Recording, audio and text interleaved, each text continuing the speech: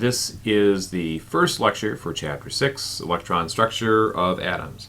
So it's kind of a tricky chapter that's going to get into some of the makings of the periodic table and electron configuration. So that's really the big outcome of this, is how do we get to electron configuration that we have and how the table's put together. Okay. Starting off, just some background information on waves, and eventually we'll develop an equation for us. Wavelengths is simply just the distance between either two peaks of a wave or two troughs of a wave, which actually, would be the bottom of two waves. And again, it's just the distance between the waves. Easy enough. And it does have this little symbol down here that we'll use later on. And the next one we're going to look at is nu.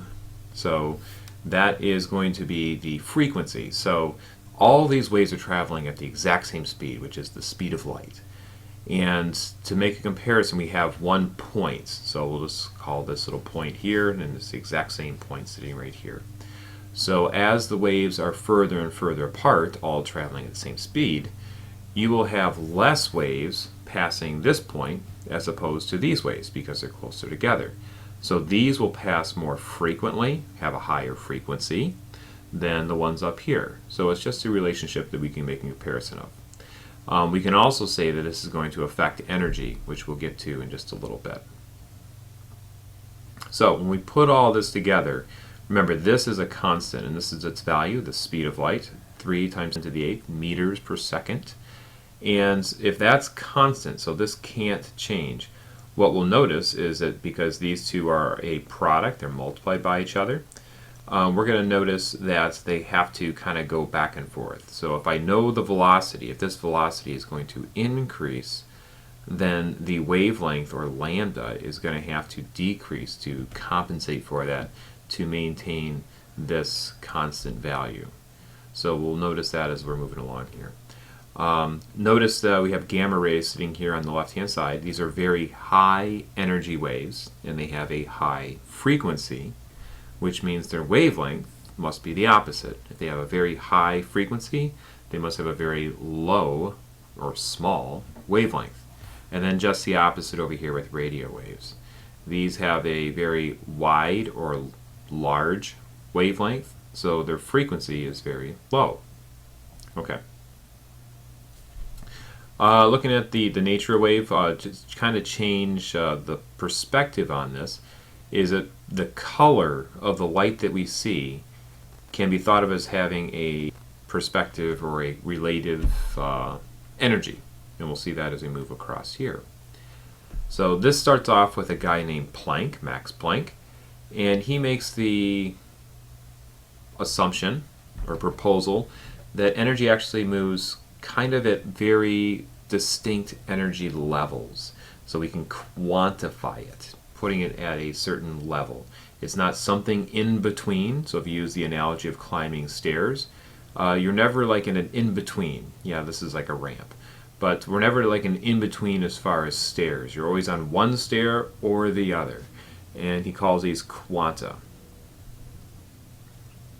So he develops this equation here that says that energy is related to his constant that he makes up here, 6.626 times 10 to the negative third, which is, or excuse me, fourth.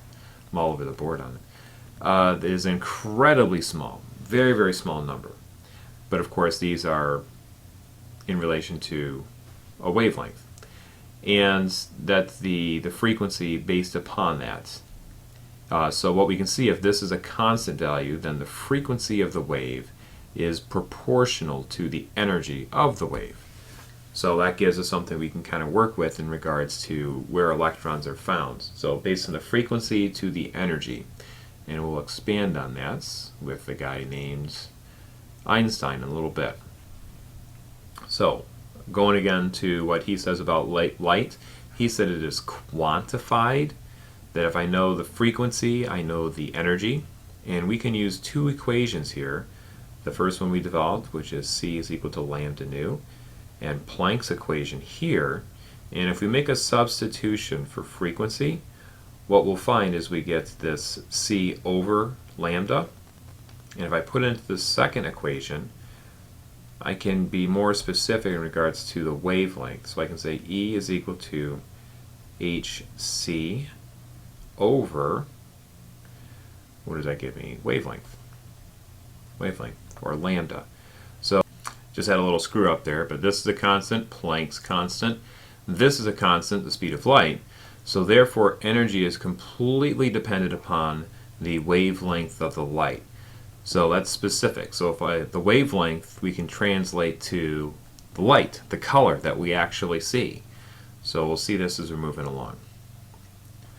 So we see all these different colors that are coming out of elements. So all these different elements, if we electrify them, have their own specific colors that we can see. Some look similar, but we'll break that apart here in a little bit.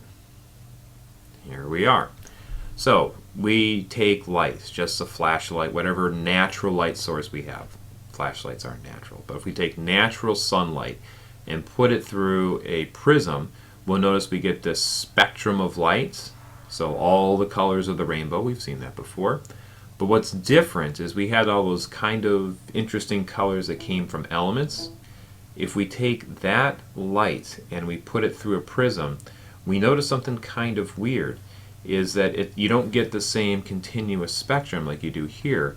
You get these lines, and every element has its own spectra of light, so its own fingerprint. Now what this tells us, the significance of this, is that the light is found at its very specific wavelengths, which we now have quantified as energy. So we're saying that the energy we're referring to the electrons moving around in the atoms. So as the electrons move up to certain levels and fall back down, they give off very specific colors, and these are those colors that we're seeing. So we're saying that the electrons are found in very specific locations, or I would say kind of relative locations, but they give us these colors. Okay. And this is a way of looking at that, saying that we have these ground states where electrons may be found. We'll say this is right here. And the electron may bounce up to this level, or may bounce up to this level and this level, but nowhere in between. We're saying it's going to this very exact level. And this is based again on the color that we're seeing. So again, we're saying allowed levels, very specific locations. And we can justify that through the equations we put together a little while ago, but having to do with Planck's equation and the speed of light equation.